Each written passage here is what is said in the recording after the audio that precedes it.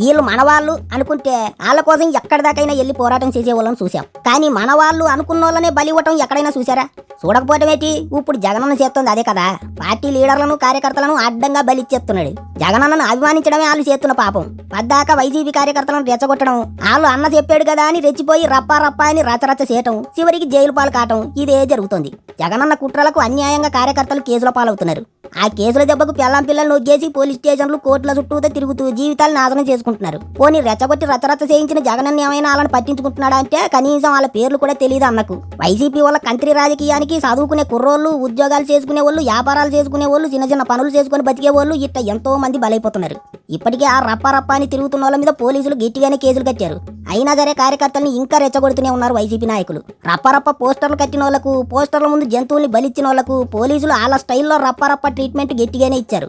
అయినా ఇదెక్కడ దిక్కుమాల రాజకీయం అండి బాబా. మొన్న ఓ వైసీపీ కార్యకర్త రెచ్చిపోయి గర్భిణిపై దాడి చేశాడు. మడుసుల్లో లేరాళ్ళు.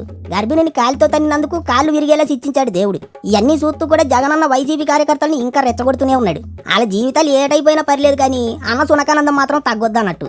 రప్పాలు అట్లాంటివన్నీ మనకొద్దురా, కాకపోతే ప్రజలకు పనికొచ్చే పనులు చేసి పార్టీకి పేరు తీసుకురండి అని చెప్పొచ్చుగా.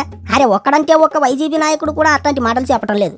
ఇంకా కార్యకర్తలను రెచ్చగొట్టి అలా బతుకుల్ని నాశనం చేసి పారేస్తున్నారు.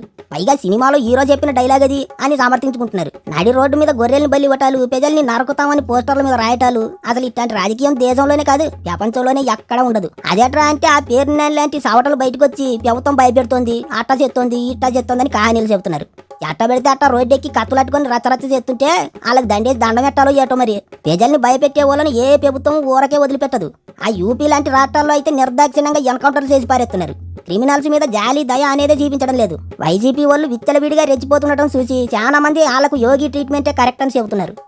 రప్పాగాళ్లకు పోలీసులు కూడా రప్పా అనే రేంజ్ లోనే సమాధానం చెప్పాలని కోరుకుంటున్నారు. అయినా అధికారంలో ఉన్న 5 ఏళ్లు ప్రతి 50 ఇళ్లకు ఓ వాలంటీర్ నెట్టి ప్రజల్ని భయపెట్టారు.